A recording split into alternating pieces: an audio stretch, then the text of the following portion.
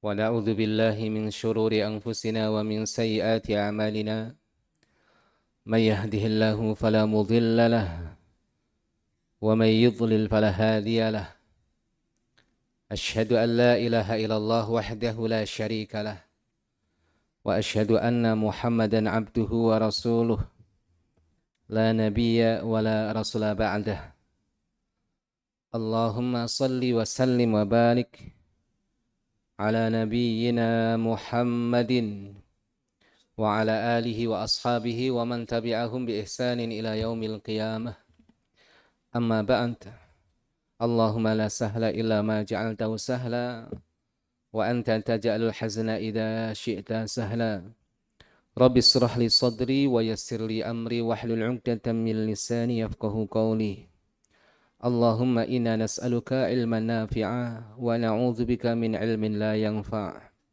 اللهم ربنا زدنا علما warzuqna fahma Allahumma amin. Ma'asyiral muslimin, hadirin dan hadirat, Bapak Ibu jamaah salat zuhur yang insyaallah senantiasa dirahmati Allah Subhanahu wa taala. Marilah pada kesempatan siang hari ini kita kembali memanjatkan puja dan puji syukur kita kehadirat Allah Subhanahu wa taala atas segala nikmat yang diberikan kepada kita semuanya. Alhamdulillah kita bersyukur kepada Allah atas nikmat sehat yang insya Allah para hadirin dan hadirat pada kesempatan siang hari ini semuanya dalam keadaan sehat walafiat. Alhamdulillah. Adapun mungkin kalau ada di antara kita yang kurang sehat, yang diuji dengan sakit, kita berharap mudah-mudahan Allah Subhanahu wa taala segera mengangkat penyakitnya dan ditetapkan pahala baginya. Kita bersyukur kepada Allah, alhamdulillah, atas nikmat umur, nikmat usia. Karena sesungguhnya setiap detik yang kita miliki adalah anugerah dari Allah Subhanahu wa taala. Kita bersyukur dengan cara bagaimana maksimalkan waktu yang kita miliki untuk ibadah kepada Allah. Kita bersyukur kepada Allah atas nikmatul Islam wal iman. Sehingga pada siang hari ini alhamdulillah kita bisa hadir dalam majelis ilmu, dalam majelis zikir. Tentunya bukan hanya sekedar untuk menambah wawasan kita, bukan hanya sekedar untuk mempertebal catatan kita atau mengulang pelajaran-pelajaran kita. Namun hadirnya kita di dalam majelis seperti ini untuk suatu ibadah yang kita niatkan. Sehingga apa yang kita lakukan dalam majelis seperti ini betul-betul berbuah pahala di sisi Allah. Kita berikan ilmu oleh Allah yang insya Allah menjadi cahaya penuntun kita kelak di yaumil qiyamah menuju ridha dan surga Allah Subhanahu wa taala. Amin ya Allah ya rabbal alamin. Kemudian marilah kita menghaturkan salawat dan salam kita, hormat kita, ta'zim kita kepada junjungan kita yaitu Nabi besar Muhammad sallallahu alaihi wasallam beserta keluarga, para sahabat dan seluruh umatnya hingga hari kemudian. Bapak Ibu jamaah sekalian yang dirahmati Allah Subhanahu wa taala, hari ini insyaallah kita akan kembali melanjutkan pembacaan hikmah-hikmah di dalam kitab Al-Hikam karya Al-Imam Ibnu Athaillah. Dan tentunya kita berharap kajian seperti ini betul-betul berperan untuk memperbaiki hati kita. Mari kita upgrade ibadah zahir kita, salat kita, sedekah kita, haji dan umrah kita dengan hati yang bersih, dengan hati yang sehat. Karena sebanyak apapun ibadah zahir kita, tanpa diiringkan padanya hati yang bersih, maka tidak memberikan makna yang maksimal. Ma'asyiral muslimin, Bapak Ibu hadirin sekalian, hari ini kita sampai pada hikmah ke-31. Al-Imam Ahmad Ibnu Athaillah As-Sakandari rahimallahu ta'ala rahmatan wasi'ah. Beliau mengatakan, ihtadar rahiluna ilaihi bi anwarit tawajjuhi wal wasiluna lahum anwarul muwajahati fal awwaluna lil anwari wa haula'il anwaru lahum li'annahum lillah la li syai'in dunah. Qulillah tsumma dzarhum fi khawdihim yal'abun. Maknanya adalah orang yang berangkat menuju Tuhan, orang yang berjalan, ar-rahilun, orang yang safar. Maknanya di sini adalah siapa?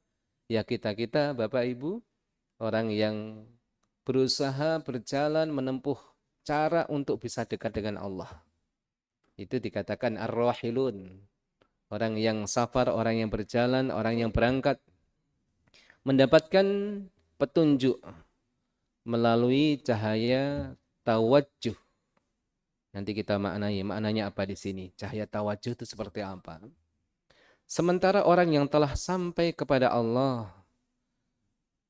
mereka memiliki cahaya muwajahah. Golongan pertama adalah mereka mencari cahaya, sedangkan golongan kedua, mereka ini memiliki cahaya. Yang pertama adalah mencari cahaya, sedangkan yang kedua mereka golongan orang-orang yang sudah memiliki cahaya tersebut. Karena mereka adalah untuk Allah, bukan untuk sesuatu selain Allah.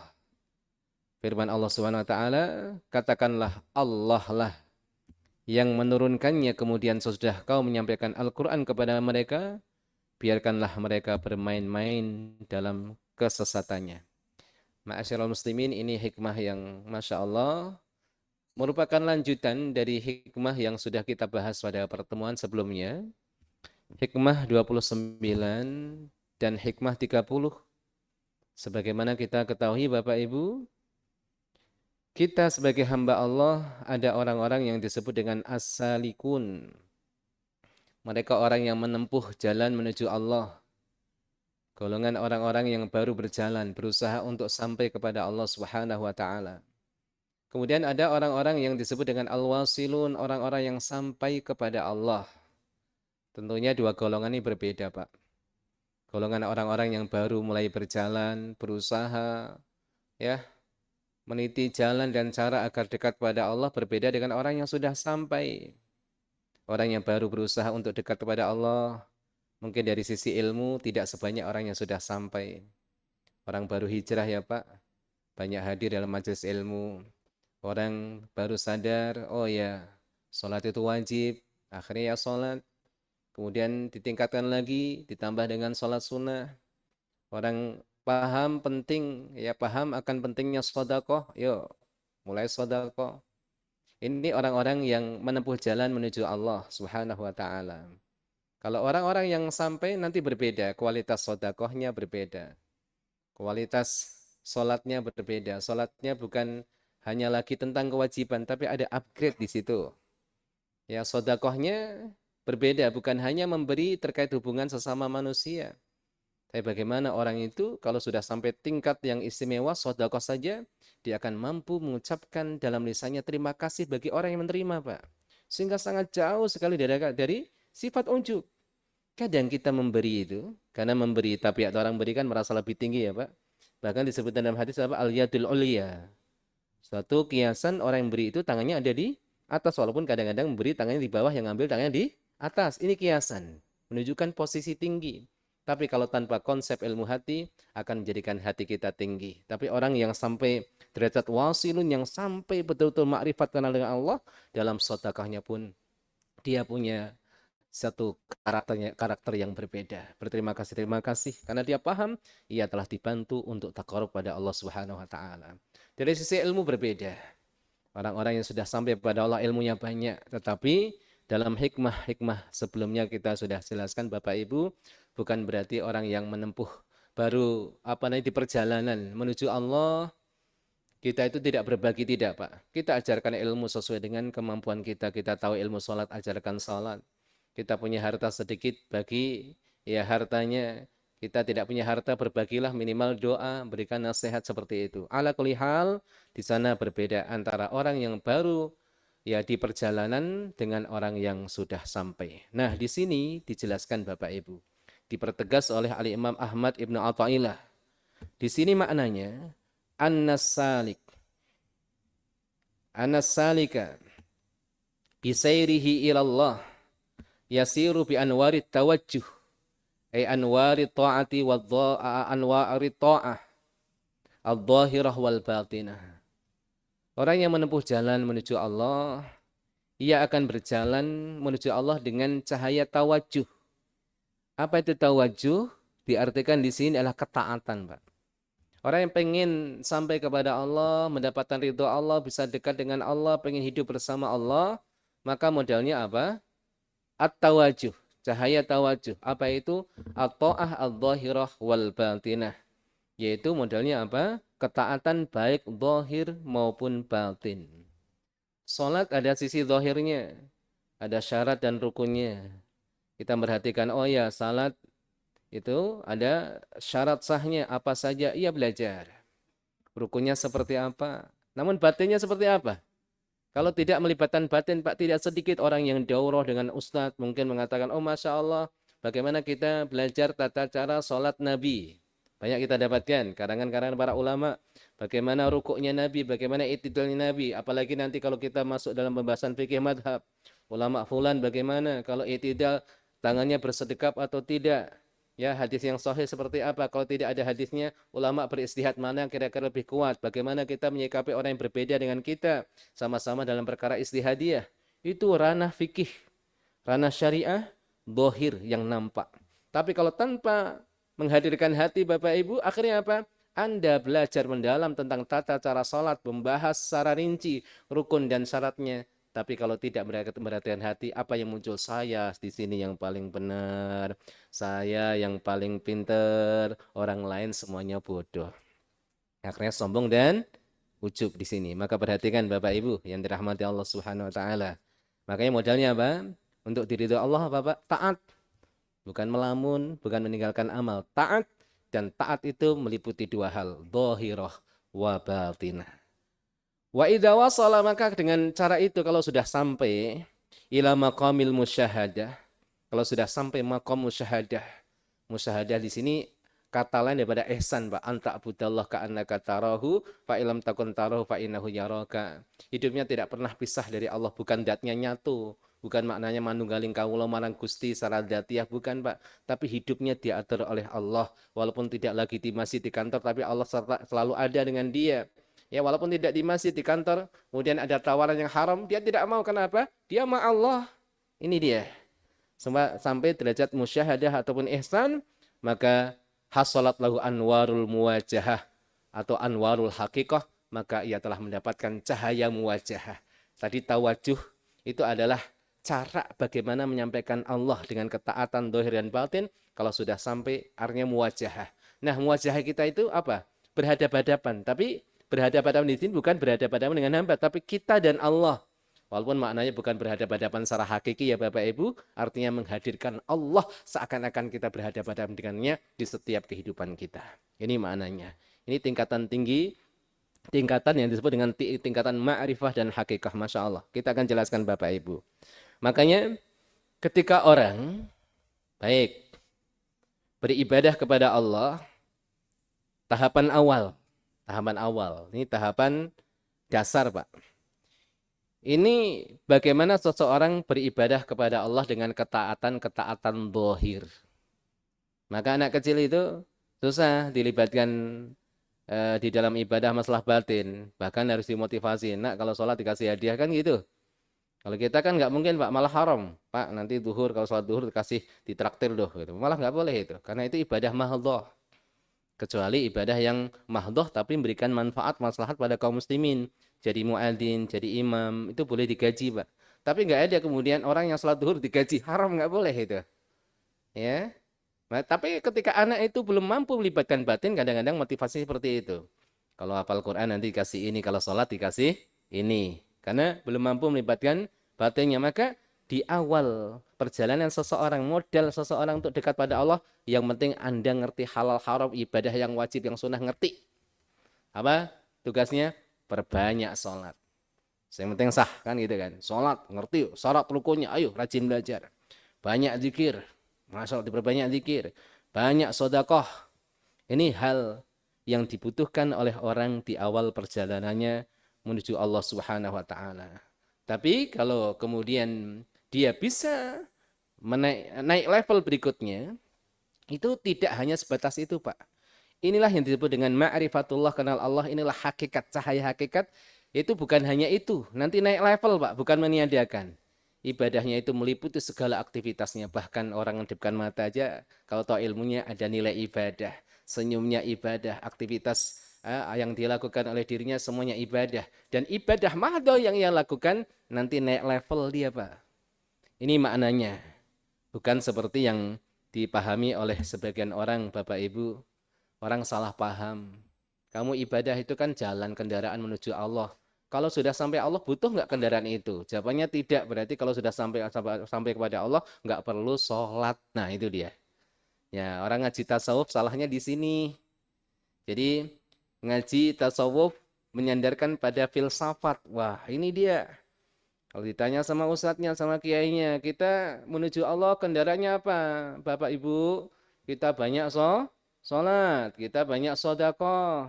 Kalau kita pergi satu tempat, kita butuh kendaraan. Kalau sampai kita masih pakai kendaraan itu enggak.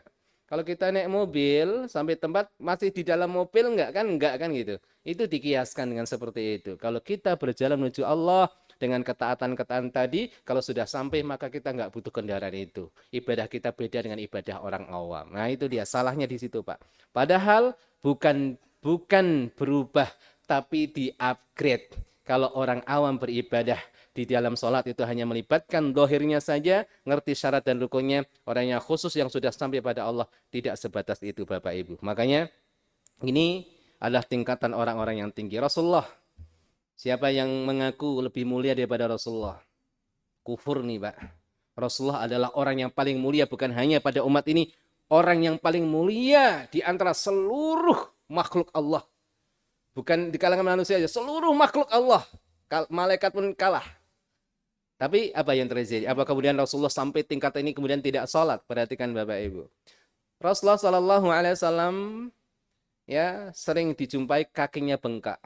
Kenapa? Karena menahan berat tubuhnya, berdiri sekian lama di heningnya malam, sholat, menghadap Allah. Sampai Aisyah itu komentar Bapak Ibu. Engkau wahai Rasulullah, orang yang sudah diampuni dosa yang mendapatkan jaminan ampunan dari Allah. Baik dosa-dosa yang sudah lalu maupun dosa-dosa yang akan datang. Tapi sholatnya kok seperti ini? Ya jangan segitunya lah ya Rasulullah, sholat lah. Tapi masuk segitunya, Anda itu sudah mendapatkan jaminan. Apa jawaban Rasulullah? Apakah Rasul mengatakan, wahai Aisyah, ini sholat wajib, tahajud diwajibkan untukku? Tidak. Apa jawaban Rasulullah? Apakah aku nu'ab dan syakura? Wahai Aisyah, apakah aku itu tidak ingin menjadi hamba yang bersyukur? Aku senang. Coba tanyakan diri kita. Kita tuh baru sampai level awal atau level kedua yang sudah sampai pada Allah. Ya, akhirnya kalau sudah sholat, apa jawaban kita Pak? Alhamdulillah plong gitu kan? Ya enggak? Jujur. Sudah sholat plong lah gitu kan? Kalau ada makanan dan kita lapar, makanan sudah siap, mana yang didahulukan? Sunnahnya apa? Makan dulu malah kan gitu. Tapi jangan disengaja. Siapkan makan waktu sholat. Wah, itu modus namanya. Ya. Tapi kalau nggak lapar jangan dipaksa. Ini kan sunnahnya makan dulu. Wah, kamu itu udah kenyang, ngapain makan dulu? Kalau laparnya lapar banget, kemudian makanan sudah siap tanpa disengaja, makan dulu. Bahkan mungkin ketinggalan jamaah. Bahkan seperti itu. Masya Allah. Kenapa Mbak? Tujuan sholat bukan hanya aktivitas raga tanpa makna, tapi menghadirkan hati kekhusyuan ketika sholat. Maka kadang-kadang orang berpikir, sholat dulu biar makannya enak. Jarang orang berpikir, makan dulu biar sholatnya enak. Nah, pilih yang mana ya Pak? Ini Rasulullah upgrade. Maka anak kita seperti itu kan awalnya. Kenapa sholat abi? Kenapa sholat ayah? Sholat wajib. Nah, bahkan kadang ditakut-takutin neraka kan. Kalau nggak sholat neraka. Apakah bisa? Enggak. Tapi nanti ada level-levelnya. Ketika anak tanya misalnya, ayah, abi, kenapa kita sholat? Kita bawa pemikiran anak pada tingkat yang lebih tinggi. Nak, pagi ini makan apa? Makan ayam goreng, abi. Yang ngasih siapa? Yang ngasih abi. Abi yang ngasih Allah. Berarti sama saja yang berikan rezeki siapa? Allah. Maka sholatnya kita dalam rangka apa Pak? Bersyukur, berterima kasih kepada Allah yang ngasih ayam goreng pagi hari ini. Nah, bagaimana kita bisa ngajak orang upgrade? Kita nggak upgrade Pak. Paham ya Bapak Ibu? Itu maknanya. Bukan analogi yang salah. Kita menuju Allah butuh kendaraan dengan ketaatan. Kalau sudah sampai, jangan pakai kendaraannya. Kalau kamu sudah sampai tingkat khusus, tingkat hakikat, nggak perlu sholat. Itu gatel lucu namanya. Paham Bapak Ibu? Inilah ngaji tasawuf. antara golongan kiri dan kanan. Maka ada sebagian orang yang sudah antipati. Apa sih tasawuf pasti sesat? Kita nggak salahkan. Karena kadang-kadang memang seperti itu. Padahal tasawuf itu tazkiyatun nufus, Pak. Bagaimana kita melibatkan hati di setiap aktivitas dohir kita, di setiap ibadah kita. Menyertakan hati itu, tazkiyatun nufus. Kalau nggak kering, Pak. Halal haram berhenti di situ, nggak melibatkan hati, Allahumma musta'an. Tapi Bapak Ibu yang dirahmati Allah, makanya ada sebagian orang salah paham di beberapa saat yang lalu saya melihat orang ya memaknai wihdatul wujud bagaimana, ya bahkan bertanya kepada hadirin yang melaksanakan sholat itu siapa? Allah atau orang? Orang. Ya, yang benar siapa? Yang sholat itu Allah. Loh, yang sholat Allah. Nanti kalau dihisap, yang dihisap siapa? Yang menghisap Allah, yang dihisap Allah. Ditanya yang berbuat maksiat siapa? Dia malu. Aslinya Allah juga. Lalu bingung, Pak. Enggak seperti itu. Akhirnya dia bicara tentang tasawuf macam-macam. Suatu saat tampilkan video sambil merokok. Kita enggak bicara fikih merokok, Bapak Ibu. Kalau kita lihat, banyak para ulama yang mengharamkan. Dalilnya Al-Quran. Ada jangan bunuh dirimu, jangan jatuhkan dirimu dalam kehancuran. Dalam hadis, la dharar wa la dirar. Kemudian fatwa para ulama, bahkan MUI sendiri khususnya merokok di tempat umum itu sudah difatwa oleh para ulama. Walaupun sebagian ulama mengatakan makruhnya tahrim. Haram tapi turun dikit. Kenapa? Enggak disebutkan nama rokok secara definitif dalam Al-Quran dan As-Sunnah. Beda dengan khomer, beda dengan babi, beda dengan darah. Maka para ulama hati-hati. Enggak berani bilang haram, makruh tapi keharam lah. Tapi enggak ada ulama mengatakan sunnah atau wajib. Itu ada yang mengatakan sekali lagi gaduh lucu tuh, Pak. Kalau orang hidupnya ribet, pusing tanpa merokok, maka merokok wajib. Itu kaidah usul fikih dari mana gitu. Dia merokok sambil, wah, saya merokok saya beda sama kalian. Setiap hembusan rokok saya ada dzikir di sana, bukti cinta kepada Allah. Allahu Akbar. Kasihan orang-orang awam yang ngaji dengan orang seperti ini, akhirnya apa? Wah, ini ilmu tingkat tinggi. Ini gimana? Oh, kamu nggak paham, belum wali kamu. Ya Allah ya Rabb, bukan ngaji seperti ini kita ngaji tasawuf, ngaji tazkiyatun nufus bukan seperti ini Bapak Ibu. Allahumma musta'an. Mudah-mudahan Allah menjaga kita dari penyimpangan baik dalam akidah, dalam ibadah, dalam tazkiyatun nufus. Makanya Bapak Ibu yang dirahmati Allah, ya. Ada fenomena, ini sedikit tentang masalah kaifiyah menuju Allah. Ada orang yang menempuh jalan, ada orang yang sudah sampai. Kalau sudah sampai nggak pakai ini, nggak pakai itu. Bahkan ada fenomena, mohon maaf Bapak Ibu, ada fenomena misalnya di tengah masyarakat. Ada anak tokoh, anak fulan, anak ustadz, anak kiai yang diuji oleh Allah dengan kegilaan. Ya, baik. Ada yang mengatakan ini wali, kekasih Allah, gila. Perhatikan Bapak Ibu. Kita ingin memposisikan diri kita di tengah-tengah di sini. Karena ini sifat ahlus sunnah wal jamaah. Bapak Ibu kalau ngaji akidah di sini nanti kita akan paham. Dalam masalah takdir kita di antara Jabariyah dan Mu'tazilah Qadariyah. Di antara masalah ahlul bait kita di antara siapa? Di antara Syiah dan Nawasib. Ada orang yang mengkultuskan ahlul bait, ada orang mengafirkan ahlul bait. Naudzubillah. Dalam masalah iman dan kekufuran kita antara Khawarij dan Murji'ah. Dan masih banyak lagi. Kita tetap di antara yang ekstrem kanan, ekstrem kiri. Taib. Ada fenomena orang mengkultuskan orang gila dianggap wali. Oke, Bapak Ibu. Pertama, yang namanya kegilaan itu adalah bala.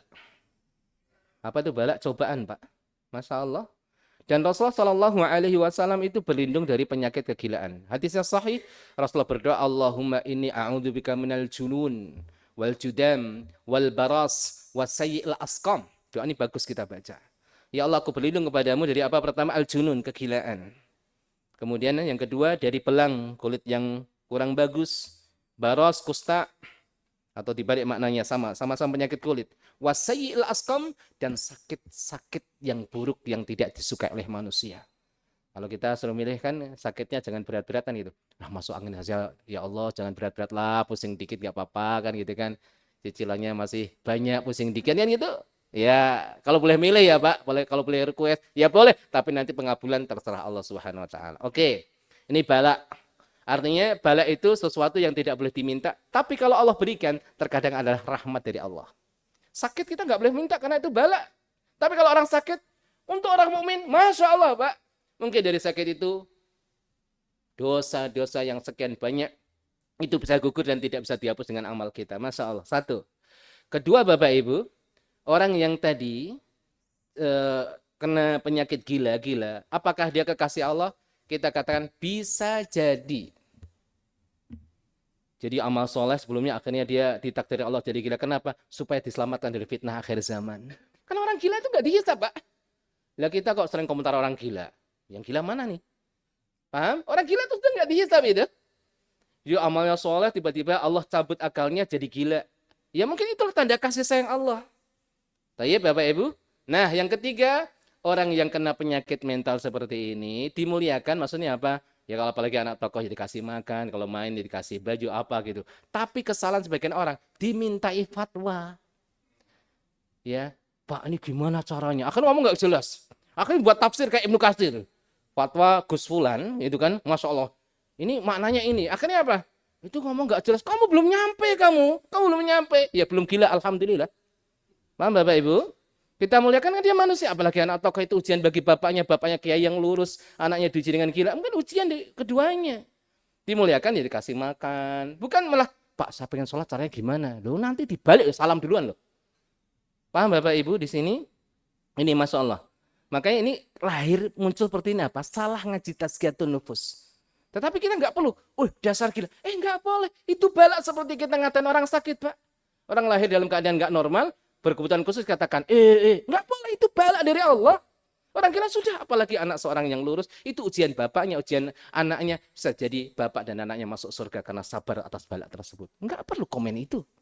Memuliakan bukan jadikan dia standar untuk urusan hal haram. Malah yang lebih parah lagi malah minta nomor togel. Allahumma musta'an. Yang gila siapa kira-kira? Paham ya Bapak Ibu di sini?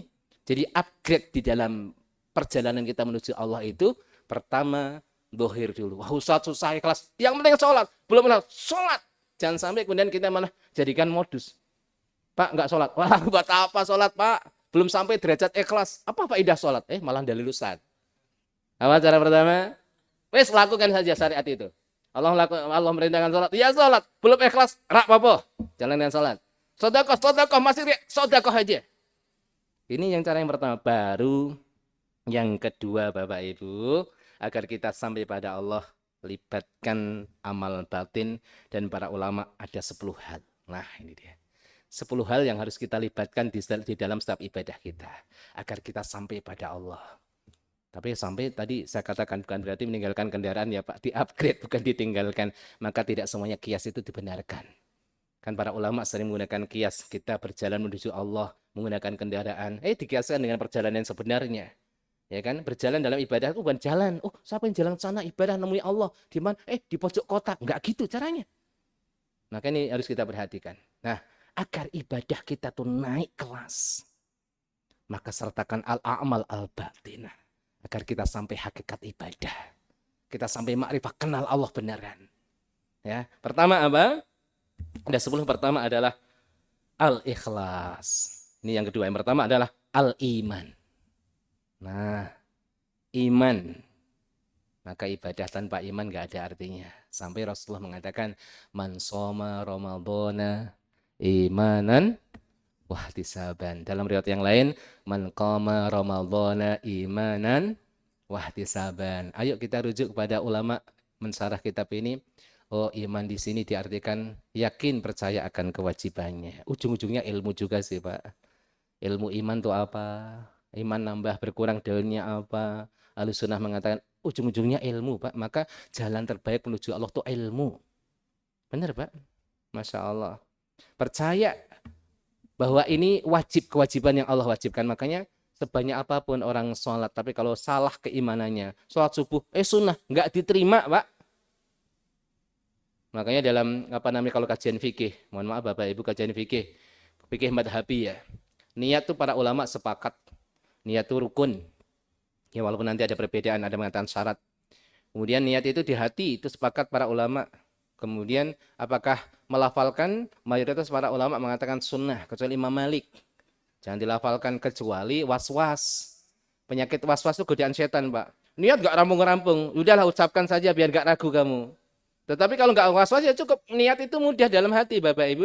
Jangan sampai kemudian orang tidak salat alasannya niatnya belum hafal.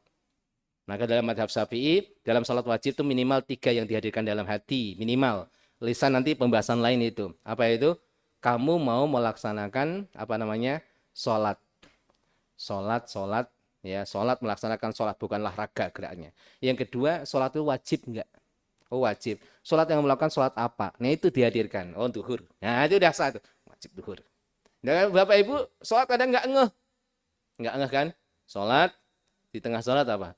Duhur asar ya? Duhur ini duhur ya Allah, duhur lo ya. Kan gitu kan? Lupa. Makanya banyak para ulama mengatakan khusus mazhab Syafi'i, niat itu dihadirkan di awal gerakan yaitu takbir Allahu Akbar.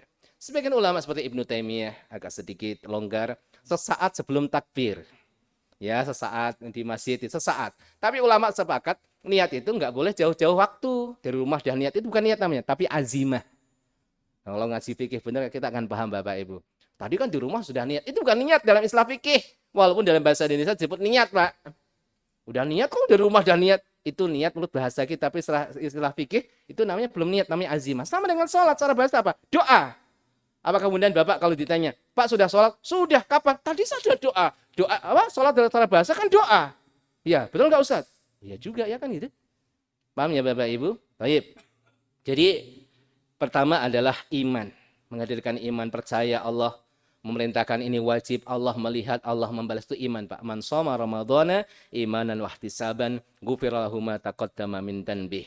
Kemudian yang kedua ikhlas. Nah, sudah sholat Ustaz, tapi belajar ilmu ikhlas sekarang. Oh ya, alhamdulillah. Mari belajar sama-sama, Pak. Apa definisi ikhlas? Akhirnya ilmu lagi, Pak. Ilmu lagi. Ya, apa itu ikhlas? Menurut keterangan para ulama yang benar ikhlas seperti apa? Ilmu lagi yang kita butuhkan.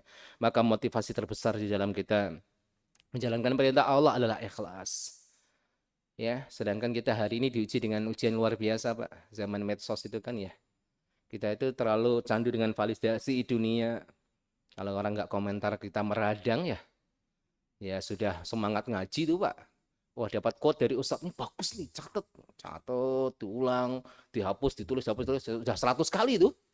Wah kurang cocok nih, kurang menyentuh nih, wah kurang ini kan, dihapus lagi, tulis lagi.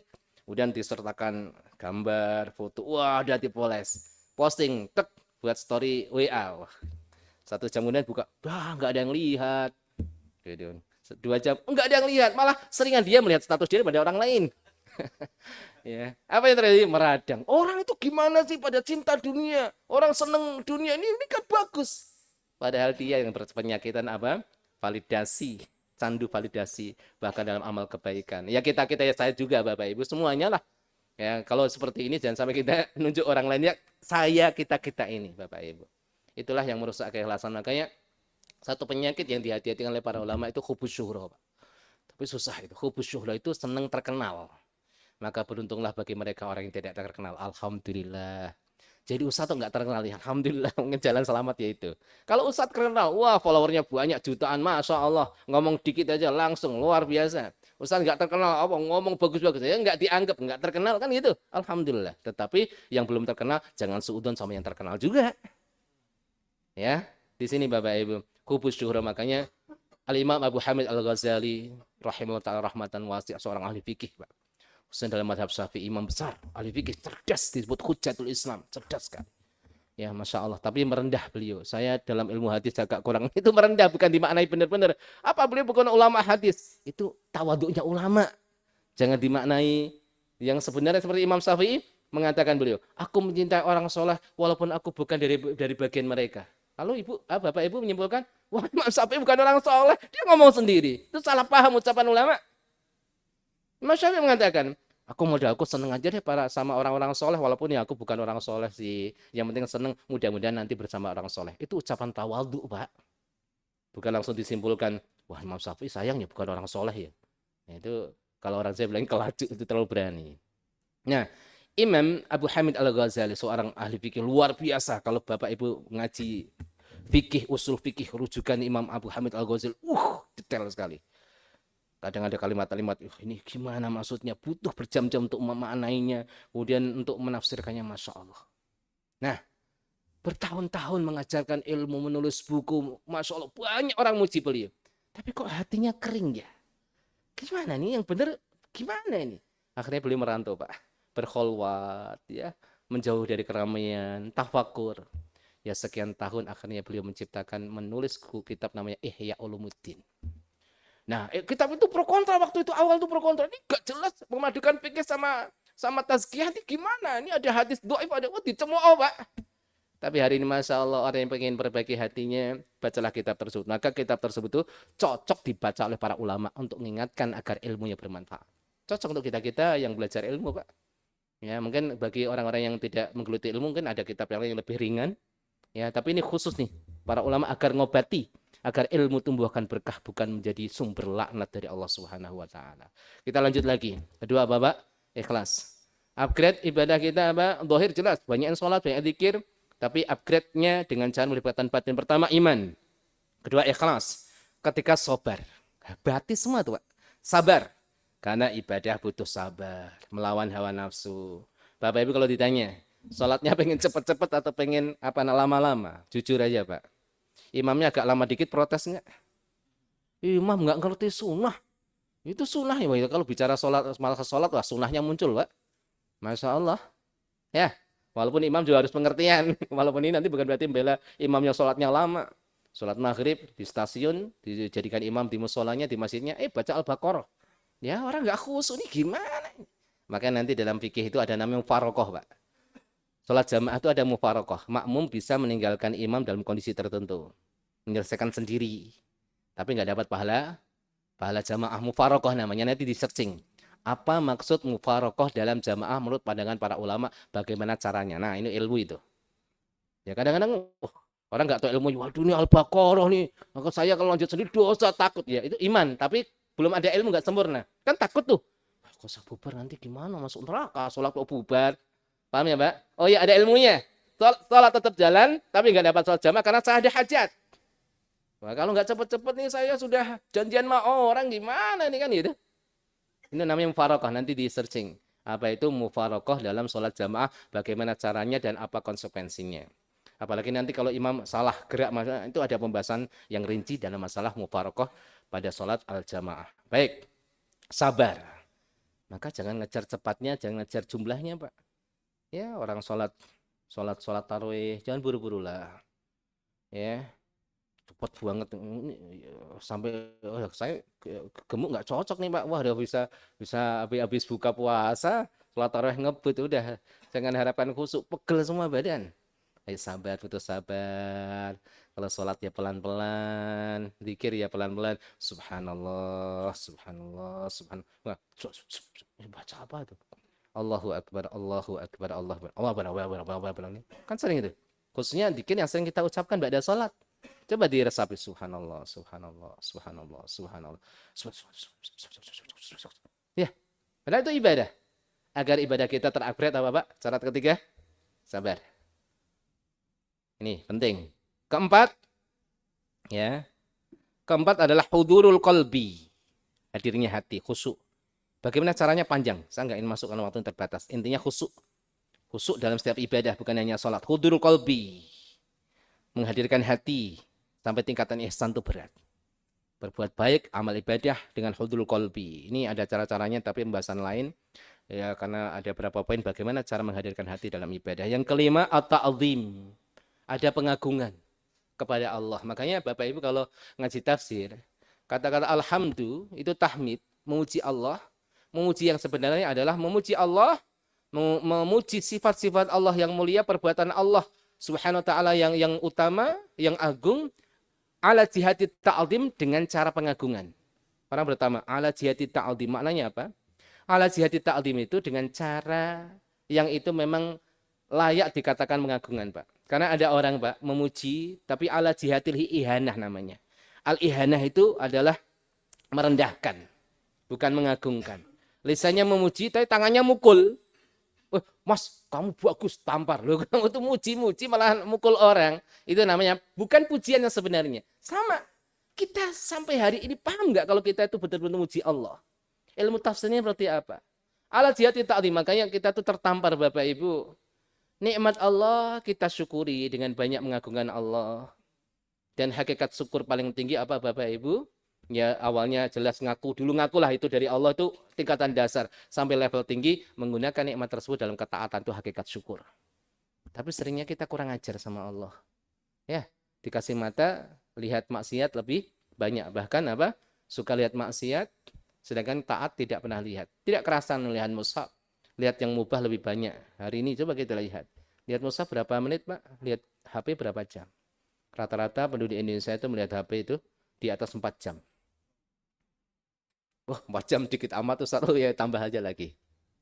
Sama Bapak Ibu kalau kita misal dikasih teman kita, dikasih mungkin sama bos kita, atasan kita, relasi kita, Pak, dikasih mobil mewah. Pakai aja, Pak. Yang penting, yang penting mobil ini jangan dipakai pergi ke Bandung ya. Kemana saja boleh. Orang yang beradab akan perhatikan kan, wah ada acara ke Bandung, jangan pakai mobil ini, pesen dari orang yang ngasih mobil. Ini Allah pesan, dikasih nikmat mata. Mahal, Bapak Ibu, saya yakin nggak mau dibayar 1 miliar. Pesan sama Allah, jangan lihat maksiat. Malah sengaja menjadwalkan kapan lihat maksiat. Itu beradab nggak sama Allah? Ya, saya sendiri tertampar ketika membaca tulisan para ulama, ya Allah, ya Rabb, saya alangkah kurang ajar sama Allah. Akhirnya kita sholat, ya Allah. Kul inna sholati wa nusuki. Kita berikrar, ya Allah, semua untukmu, ya Allah. Ketika kerja, ditawari dunia, yang itu sifatnya haram, gelebak imannya. Berarti apa? Untuk Allah atau untuk dunia? Kita sering bohong ikrar kita di hadapan Allah itu. Allahul musta'an, Allahu akbar. Ya Bapak Ibu, ta'zim. Ta'zim yang sebenarnya adalah menyerasikan antara lisan dengan hati kita. Nikmat Allah dengan ketaatan, dengan kesyukuran. Itulah hakikat ibadah yang sebenarnya ada ta'zim. Ta'zim. Setiap sholat kita ada ta'zim pada Allah. Setiap sedekah kita ada ta'zim pada Allah. Itu Masya Allah. Yang keenam, al-halawah, manis. Tapi kita tidak membahas tentang bagaimana cara menghadirkan halawah, manisnya, lezatnya ibadah. Tapi kalau orang sudah sampai level ini, Masya Allah. Ya, menghadirkan manisnya iman. Artinya apa? Kalau orang melihat sholat hanya dari si kewajiban, nggak akan dapat manisnya sholat. Nggak mungkin, Pak. Ya, ini PR. Nanti suatu saat kita bahas bagaimana cara menghadirkan manisnya dalam ibadah. Bukan berarti menyampaikan sudah sampai level itu ya Bapak, itu sama-sama belajarlah kita. Ya Ustaz juga manusia kadang salah. Bukan berarti kalau disebut auliaullah, para kekasih Allah nggak pernah salah. Nggak, itu salah itu. Itu pemahaman yang salah. Yang maksum hanya Nabi. Nabi benar-benar terpeleset. Ditegur oleh Allah. Bedanya kalau kita salah, nggak ada yang negur kan gitu kan. Lalu Nabi, oh ini salah Muhammad. Itu terjaga. Nggak mungkin kesalahan itu masuk dalam syariat. Itulah arti maksum. Terjaga Nabi Muhammad dari kesalahan. Tidak. Langsung terus-menerus dalam kesalahan. Kemudian Bapak Ibu kita lanjutkan sedikit. Agak percepat. Selanjutnya, yang ketujuh adalah khauf. Nah, ternyata enggak salah Pak kalau kita ibadah ingat neraka, ya Allah. Ya, itu enggak salah. Tetapi jangan pol-polan. Dari awal sholat sampai akhir neraka, terus dengan Allah enggak punya surga apa? Maka paling bagus imbang. Tapi bagus lagi nanti dimenangkan salah satu sisi dalam satu kondisi. Paling idealnya imbang. Ada harap, ada takut. Kadang haru, kadang sedih. Itu Masya Allah. Warna-warni dalam ibadah. Tapi dalam satu kondisi memang bisa dimenangkan rasa khauf, bisa dimenangkan rasa roja, Pak. Misalnya dalam kondisi sakit, Bapak Ibu. Orang sakit menghadapi kematian, mana yang lebih dibesarkan? Menurut sunnah. Yang benar ketika orang sakit bahkan merasakan, ya Allah, kok rasanya sudah dekat ya. Itu malah sunnahnya dibesarkan rasa harap daripada takut. Besarkan di hatimu akan ampunan Allah. Istighfar Allah ngampuni. Rezeki rahmat Allah itu luas. Itu Pak, jangan sampai salah. Wah, nanti masuk neraka. Itu suudzon nanti. Itu akan menyebabkan su'ul khotimah. Maka kalau kita lihat pernyataan para salaf, termasuk tempat yang baik membesarkan rasa roja adalah ketika kita sakit dan ketika menghadapi ya tanda-tanda kematian. Bahkan itu cara mudah loh Pak. Cara mudah untuk orang menghadapi sakaratul maut. Saya pernah coba beberapa orang, 2 atau 3 orang. Alhamdulillah, orang yang susah menghadapi sakaratul maut, kemudian kita bacakan ayat-ayat. Ayat-ayat mengandung janji rahmat Allah surga. Ar-Rahman misalnya, diterjemahkan. Saya nyuruh anaknya. Dia minta ruqyah ke saya. Ustaz, di ruqyah. Udah, ibunya mohon maaf ya, ini dalam kondisi seperti ini bagusnya dibacakan ayat-ayat yang mengandung rahmat Allah, janji Allah, diterjemahkan. Dibacakan di telinganya, diterjemahkan. Dia di ICU Pak. Itu dokternya katanya enggak respon, macam dibacakan ayat menetes air mata. Sampaikan ke ibunya. Dia bilang ke ibunya, ibu, dulu mungkin ibu pernah salah sama abang. Ini ada kisahnya kan ini. Tapi Allah tuh maha pengampun. Allah maha tahu niat ibu enggak seperti itu. Allah maha pengampun, Allah maha luas pengampunan. Siapa di antara kita yang enggak pernah dosa ibu? Akhirnya dimudahkan Bapak Ibu. Karena memang sunnahnya seperti itu. Adapun tentang baca Al-Quran bagi orang yang sakarat, memang ada hadisnya, yaitu membaca Yasin. Tapi hadisnya pro kontra para ulama. Ada yang mengatakan doif, ada yang mengatakan sahih. Tapi para ulama maka nggak harus yasin, nggak harus yasin. Ya, nanti ditalkin susah mati, susah meninggal masih kejit-kejit 2 jam masih kejit-kejit, sehari 2 hari masih kejit-kejit, tahu kejit-kejit Pak. Bacakan Quran agar mendapatkan barokah bacaan kita. Paham ya Bapak Ibu? Khususnya bacaan ayat-ayat yang rahmah, jangan nakut-nakuti. Awas neraka lo, hati-hati kamu udah dekat ini, bentar lagi mati ini. Jangan, itu nggak sunnah itu. Sunnah para salaf, dibesarkan hatinya ya Bapak Ibu, bisikkan telinganya, rahmat Allah itu luas, ampunan Allah itu besar, sebanyak apa dosa kita kalau kita kembali pada Allah, Allah akan ampun. Itu sunnahnya. Maka sebaik-baik teman adalah mereka orang soleh menjelang wafatnya seseorang. Makanya Bapak Ibu, ada tim pengurusan jenazah. Ini sudah lazim.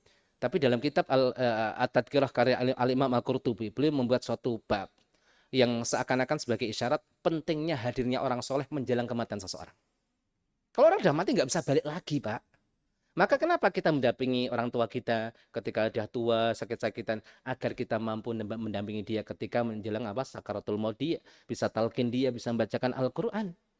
Karena godaan besar, walaupun hadisnya lemah tapi dipakai oleh para ulama, datangnya setan menggoda orang yang sakaratul maut untuk memurtadkan dia. Apa nggak ngeri itu?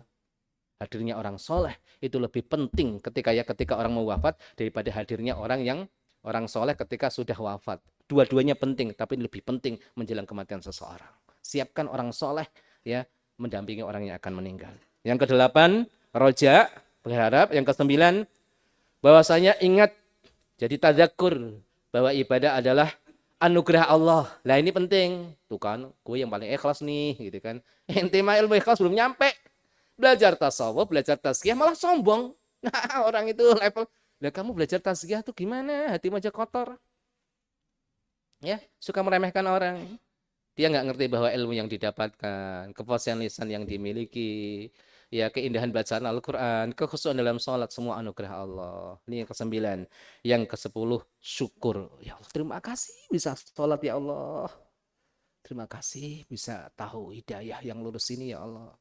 Ini ya Pak, 10 hal. Dicatat dalam hati kita, ayo upgrade ibadah kita. Upgrade itu ningkatkan, bukan ninggalkan ya. Ya akhirnya nanti di sini khawatirnya ngaji tazkiyatun nafas malah besok nggak sholat lagi. Kenapa nggak sholat? Oh wali Ustaz.